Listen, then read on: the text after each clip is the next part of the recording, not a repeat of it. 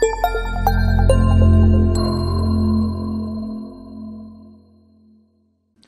it's Mike Cambrai from FlipNerd.com. Welcome back for another exciting VIP Flip Show. Today I have with me Lori Greymont, who's the CEO of Summit Assets Group. She's a radio host, and she's an expert on turnkey rental properties.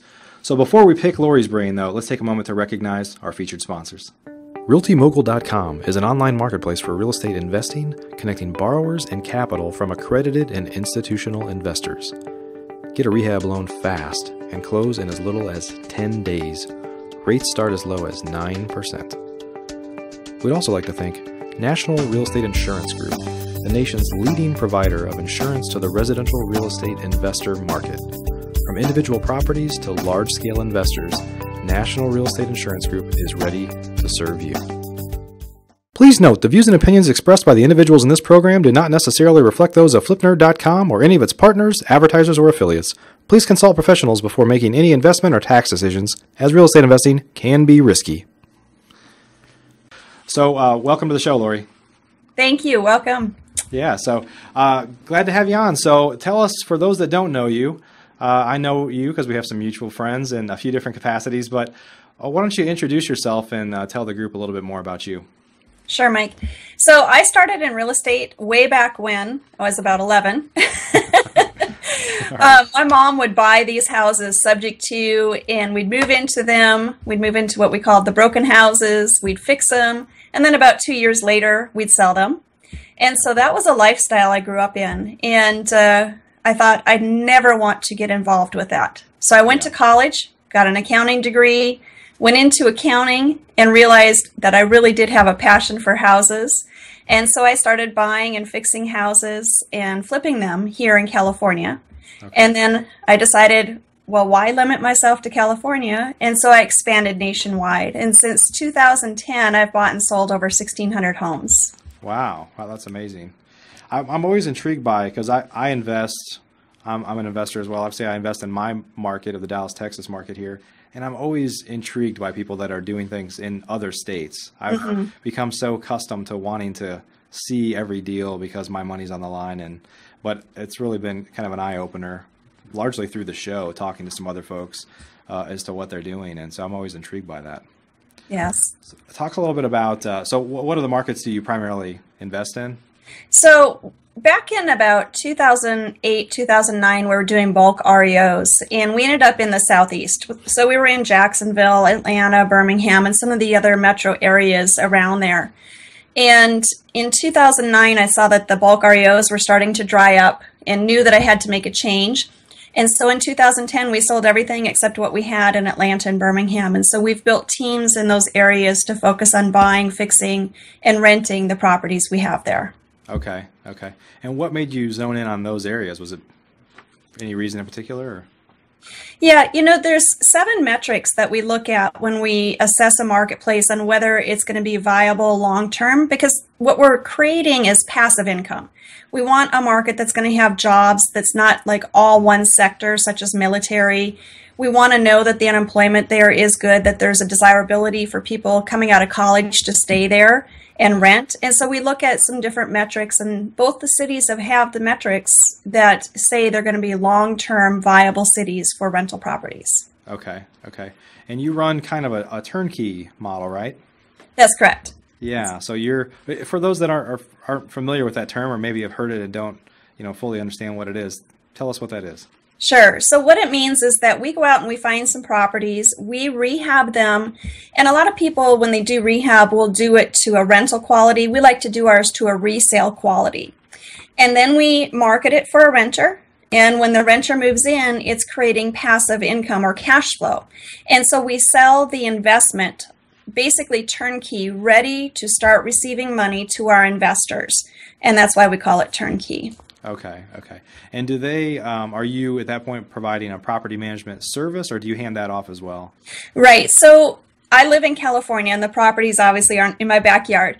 So what makes sense is to partner or joint venture with local people on the ground that have got the property management experience and the people to take care of it. So we have a joint venture with our property managers, and they know that they better manage all of our properties well, or we go find another property manager. So we have kind of the guerrilla mentality in that when we say jump, they say how high, because they know that they have a whole book that will go with us if we go somewhere else. Yeah, wow. And so do you stay involved, other than just some general oversight with the property managers? Do you stay involved with the deals after you've sold them?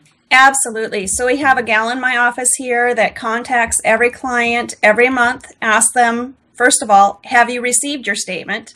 And then the most important question, have you looked at it? You would be surprised at how many people make investments in these properties and never look to see if they're making money. Yeah. And if their answer is no, she'll say, well, I'll call back tomorrow. Kind of forcing them to look at it. And then she asks them if there's any questions. You know, is there any charges maybe that shouldn't have been there? Or do they have any concerns? Sometimes they'll receive some tax bill that they don't know what to do with, or a letter from the county that they have to respond to. And so we just help them through the process. We want to make sure that they're successful. Yeah.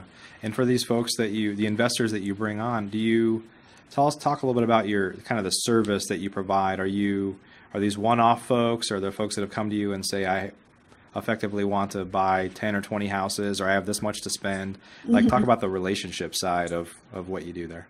Well, typically people will come to us and they'll say, I just want one. But usually by the end of the year, they've bought 4 or 5 because the process was easy for them and it performed as we stated it would perform. You know, we have clients that have bought as many as 20. We have clients that are, you know, down in the 2 or 3 range. The thing that's nice about the homes is the prices, especially for people who live on the coast, you know, here in California or even in New York. The prices are about the size of what most people have in their IRA.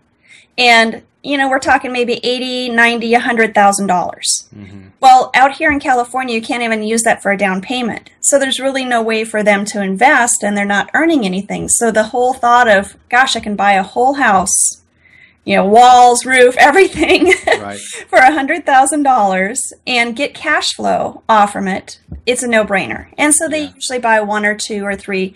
And we spend a lot of time with our investors up front. If you go to our website, you're really not going to see our inventory listed there because everybody has an individual investment plan for what their goals are. Maybe somebody wants to buy it for 10 years. Maybe somebody wants to buy it for 5 years. Maybe somebody really doesn't care if it's in a nice neighborhood, but they want high cash flow. Maybe somebody really wants pride of ownership.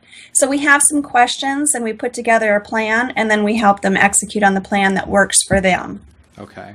And in that space, it seems like this is a much more kind of popular space than it was just a few years ago. Yes. There's, you know, just generally speaking in real estate investing, it's always been very much a mom and pop business, but it's becoming more of an institutional business where there's institutional money coming in, obviously.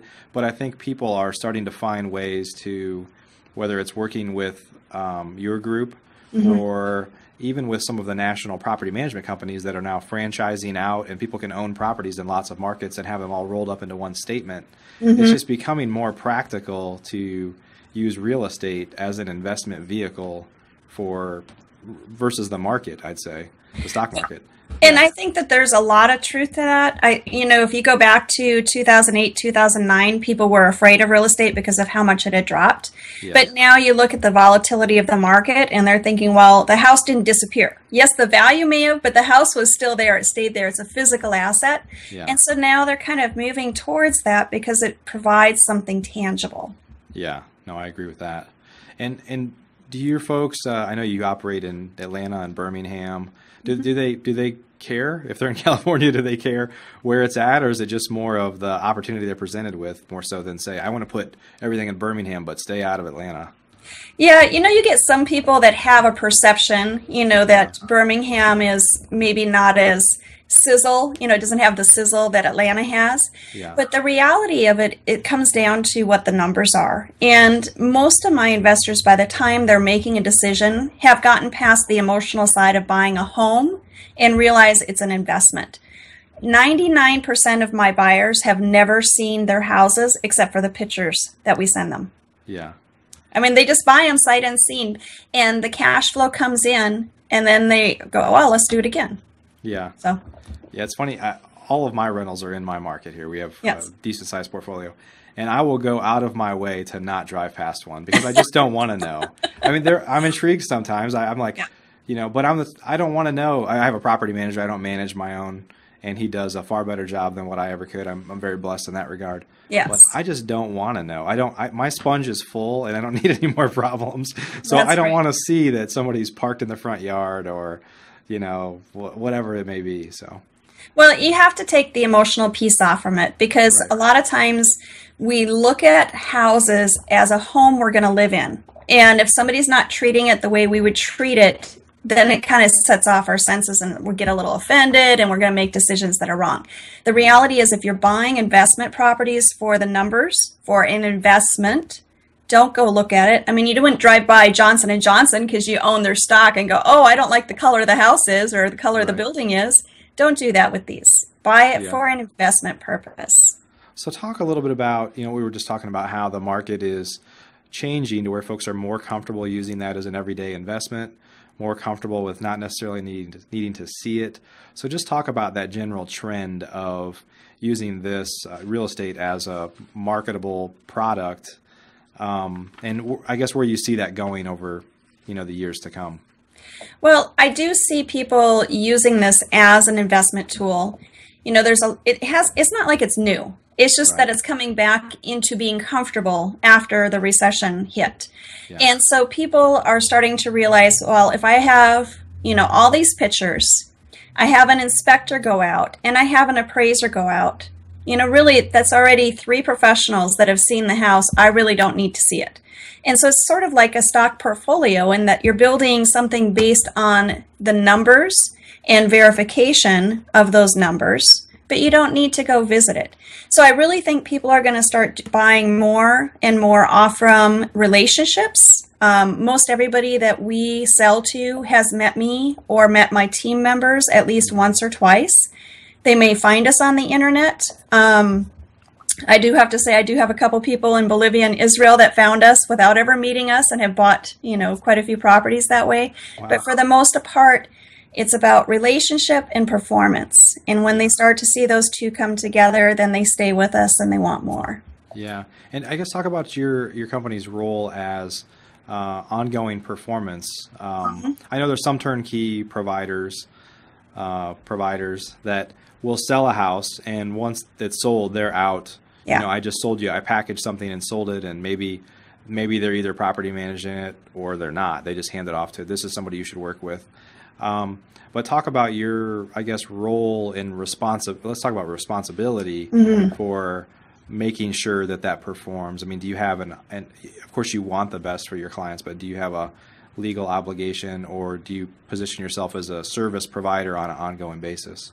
Yeah, so there is no legal obligation, but there is moral. And, we work hard to make sure that every property we purchase is a rentable property in desirable areas and that it's performing. Now, we can't control what the market does. We can't say, oh, yes, so-and-so is going to move in 30 days. But we try to help. We work with the property managers and their marketing if we discover that there's a property that hasn't rented in 90 days. And we set the expectations with our clients so that they know what to expect in those type of situations. But we stay in contact every month. We're talking to our owners to find out what's going on. We're looking at their profit and loss basically to see that it's performing. And, we're there to answer any questions so that it's not drop and go. We don't just sell them something and go. We're involved in the relationship with them. Right. But I know even with some of my rentals, we rehab the house, it's ready to go, and somehow we have a couple houses that we probably should just sell them because they've got like some bad juju. Like we have to evict 3 tenants in 1 year. Okay, but don't sell it. I have a theory for this. Okay, so first I'm going to go back just a little bit. Every person that buys property has been to some kind of real estate course and they've learned how to buy it, and they're out searching Zillow and Trulia and trying to make sure they're getting the best price.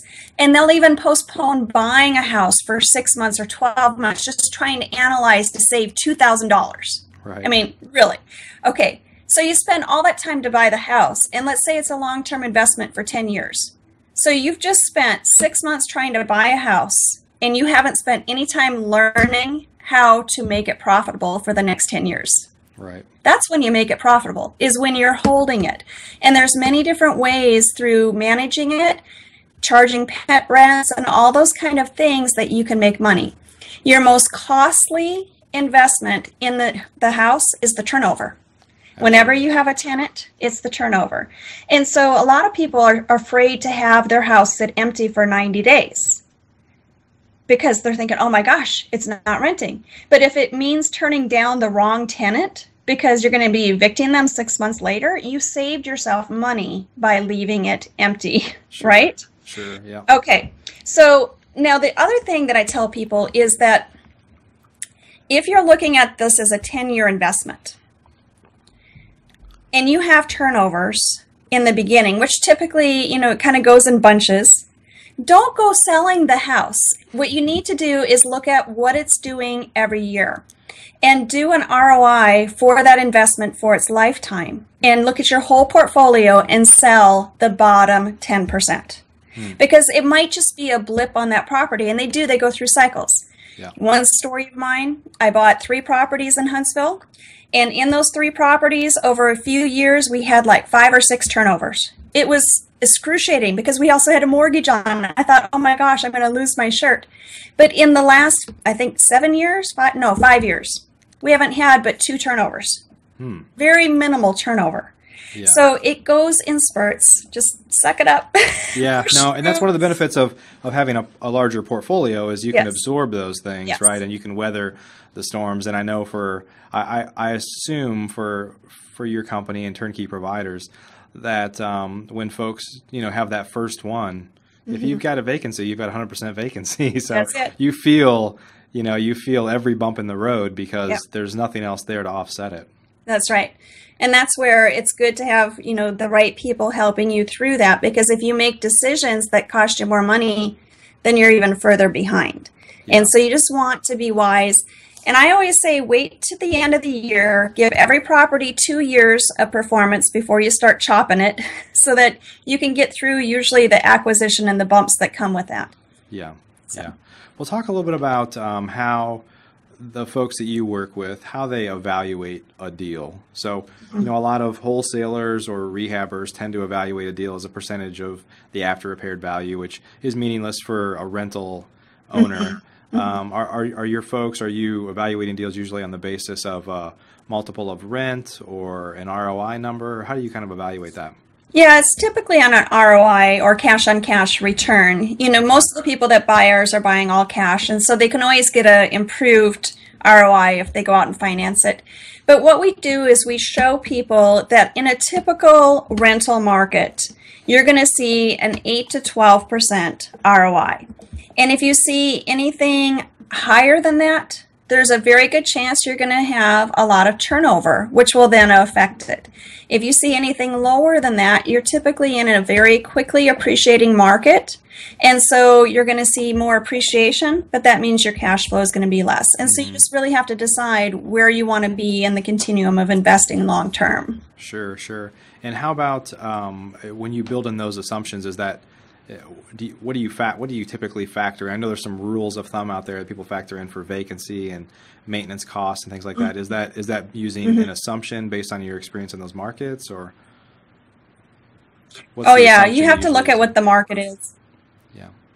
Yeah, so in the Atlanta market and the Birmingham market, we use the assumption of 5% for vacancy.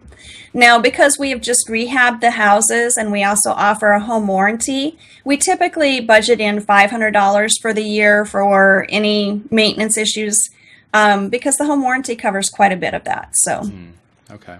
Yeah. So where do you see companies like yours going over the next few years when the coast, California is typically not seen as the best place for rental properties. And there's this huge movement to the south, which is probably benefiting, Birmingham and Alabama, or I'm sorry, Atlanta, and just probably continued dismay with the stock market. It's funny. I was a finance undergrad. I worked for a large bank when I got out of college originally, and I was in investments focused. And it was interesting that one of my biggest lessons was in the first year or so I was in the job. I was basically preparing performance statements for massive money managers, fund managers. Mm-hmm. And the benchmark that everybody is trying to beat is the S&P 500. And it's like, why doesn't everybody just invest in the S&P 500? And it's just this wake-up call of all these guys are chasing an average that, pretty much nobody can beat over extended periods of time. Right. And which just eliminates the need for investing. And so I just had some early dismay with the market. At this point, I don't think we have anything in the market. I mean, we invest in real estate and a few other, hard asset classes. But I think there's a general movement. I mean, there's no such thing as a blue chip stock anymore. And I think a lot of people are just dismayed that they feel like investing in the stock market is not that different than going to a casino. I mean, there's so much financial engineering going on that nobody really knows if they're investing in a sound company anymore. Right. I think people will probably... I just totally set you up, I think, for your answer. So. The reality is people aren't going to give up on the stock market because that is what's called the traditional investment, right? So we're the non-traditional. So they're still going to keep some of their assets there. But I do see people moving more towards the hard assets, with real estate being passive income being one of them. For us, what we do is we assess the different marketplaces. And when we find that the cost to rebuild is equal to what we're buying at, then we figure that that marketplace is matured and we look for another marketplace to go to. Right now, Atlanta and Birmingham are both still, we're buying and selling under the cost to rebuild. So there's still viable markets to get some spread as far as the growth goes, and certainly for the cash flow. So we'll stay in those markets, and then as we start to see things change, we'll look at other markets, and we'll let our owners know that we're looking at other markets and maybe they want to consider selling. Yeah, that's great.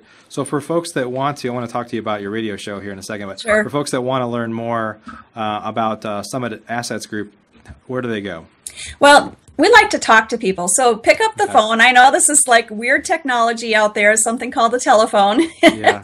It's that thing that you text on, it actually dials still. Yeah. And so we encourage you to call us. Call us at area code 408-782-9162, 408-782-9162.